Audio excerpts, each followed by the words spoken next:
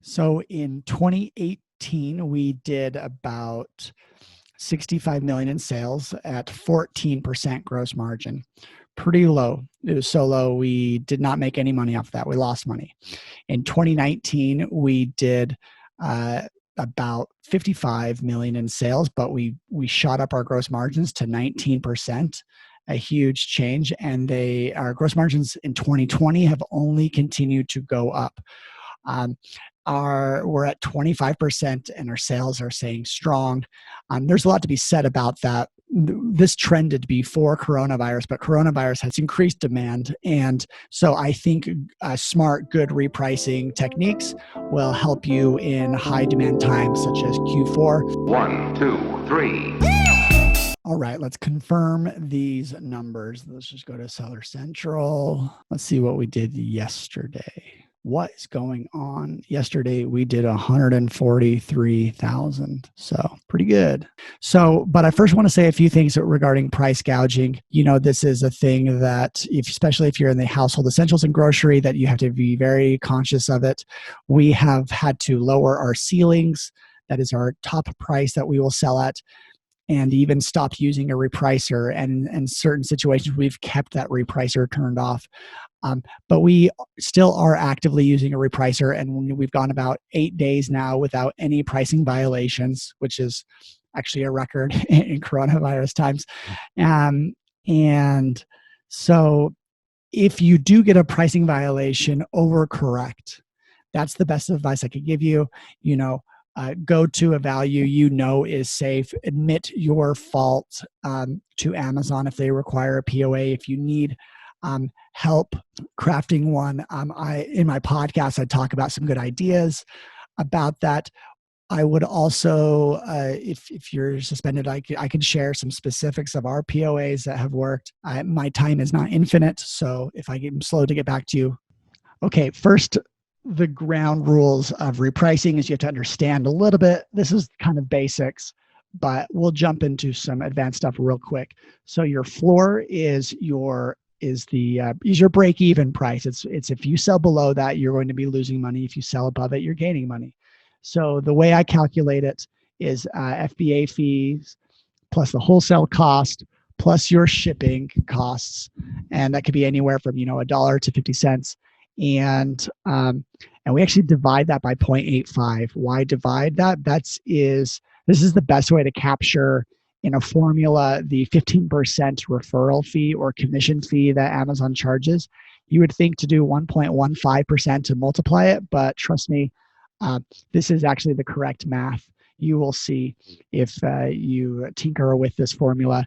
Here's an example. Say the FBA fee is $5, wholesale cost is $10 plus $1 shipping. Divide that by 0.85. This $10 product, I have to sell it at least 18.82. This is what we submit our repricer. Okay, here's what you signed up for. Here's the tips that really have benefited us the most. Float your floor for a few days at the very least. I think this is probably the single most important of it all. What I mean by float your floor is increase the what you are sending your repricer.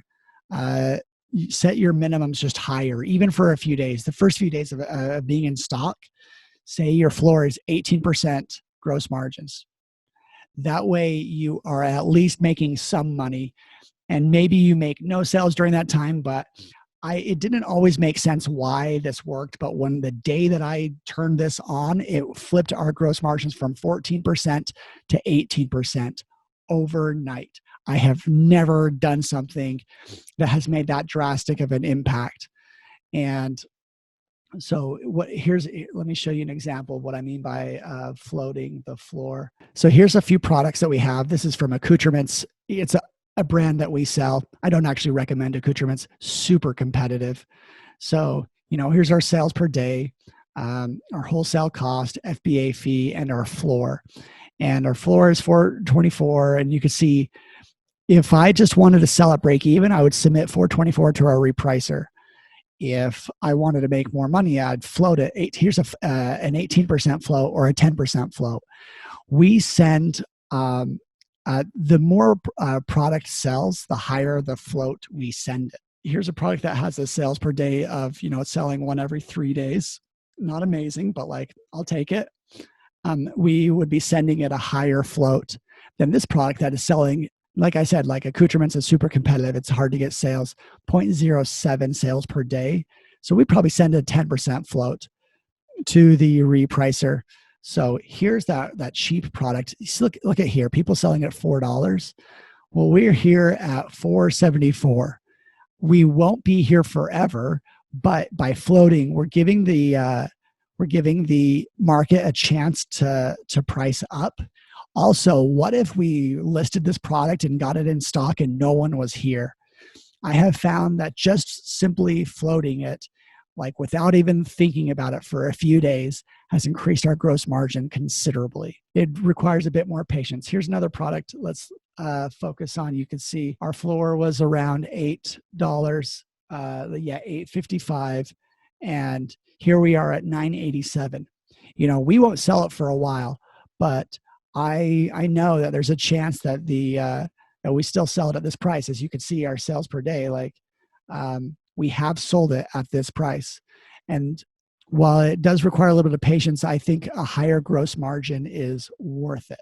If you have further questions about how to do a float, how to implement it, I'll go into a few more details about that. Now, another is you got to consider repricing up throughout the day. If you don't have a strategy for pricing up, then you're not going to get higher margins. So what we do is we set certain time intervals that we just float up for an hour or a few hours in the middle of the night, like anywhere from 1 to 5 a.m. We're pricing up the entire time, trying to encourage other people to also price up, because most people are using these algorithmic repricers. So I have found that this helps us continue to get higher margins. And then the final is I actually can recommend Channelmax as a repricer. I will go into some of its features that I have found invaluable. I've tried about 4 other repricers, and I've always come back to Channelmax. I'll be honest, its UI is not like the strongest out there, but if you get through it and you can see some of the complexities that it's able to do, I think it is the most robust repricer. So one thing that Channelmax is it reprices very fast, even for large catalogs. I'm talking it can reprice under 5 minutes. I do believe even in some cases it will reprice every 2 minutes, which is the theoretical maximum for a repricer. I know that because I'm a software developer and I have been programming on Amazon for 7 years. The theoretical maximum for sellers is every 2 minutes, and they achieve that. I know many expensive repricers that only reprice every 15 minutes. And I can tell you, if you're going head to head with Amazon, it does make a difference to move very, very fast. It's extremely configurable. We're talking about you can price around a certain seller, you can price around Amazon, you could create pricing strategies or by the hour, you can fluctuate between pricing strategies on days, you can do anything. It is just way too many options. In fact, like I said, like the UI, it throws too many options at you for beginners. But the more you get experience and if you read their documentation, the time you put in will be worth it. I'm giving you the most important parts right here in this video. So let's see. One thing is it does yo-yo against Amazon. What does yo-yo mean? That means it will bounce the price super high up and super high down to try and steal the buy box from Amazon. I think you should test this yourself, but I hate selling against Amazon retail. It is our core business objective to avoid them at all costs. But we still, on 15% of our catalog, are still competing against them. They have an algorithmic pricing option. I have used this. I don't have too many strong opinions for or against. Seems to do pretty well. They have FBA and FBM options. Whether you're selling FBA and FBM or selling against FBA, FBM, you can be very configurable. You can price based off of just a cents. You can be like, hey, I want to match someone, or I want to beat them by 1 cent. You can do what you want. Beating someone by 1 penny is not, it's looked down upon, but it's effective. I do this for when I'm liquidating inventory, I get more aggressive, and that's when I start to be the annoying guy out there and beat them by a penny. But generally, you don't want to do that because you're pricing everyone down, including yourself. So I only do that in more desperate inventory situations. So for a while, we were just updating our floors every day by manually submitting a file that had our costs. I then changed this to work with an FTP. That's where I can leave my files, my new prices, and they will read it. Channelmax will pull that data and read it, and I'm updating my prices actually every hour. We are submitting new prices to Channelmax based off of current market conditions or our sell-through conditions. And Channelmax does have a lot of documentation, and they have a really good response team. Sometimes I just throw them. I say like, "Hey, this is priced at this price. Why? I don't understand why." And they have given me very good answers. They dive in to find out the unique scenarios. For example, here's a scenario. For a while, we were not pricing against people that were shipping for more than 10 days out. And well, that came head to head with some of the coronavirus. When people have some shipping times that are very, very late, and we were not competing against them, even though we kind of want to. So that is my recommendation of Channelmax. I have a link here for a 30-day trial. You can check it out. I actually think these ideas, they can be applied to other repricers. We grew significantly in our margins, and right now I think Amazon is having a moment, e-commerce is having a moment, and it can continue for the next year or even into the future as people have built habits around this. So these are the more it took me a few years to design some of these, and it will take you days or maybe even weeks to design a smart way to use your floors to get the highest prices that you can. If you like this episode, this YouTube, the YouTubes, I have a podcast episode where I talk about liquidating inventory, and that goes hand in hand with this and what I'm talking about.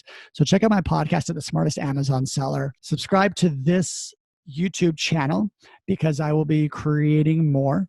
And, the people out there that are in the Amazon education space, they are learning from me because, I have a master's in computer engineering, and I'm doing everything to learn Amazon e-commerce, and what I figure out and what has helped us, I share with you. There's a chance that if you are in Amazon wholesale, like we're competing against each other, well, most of the things that I just told you actually benefit you and benefit me because we want to get decent, reasonable margins that we can continue our businesses with.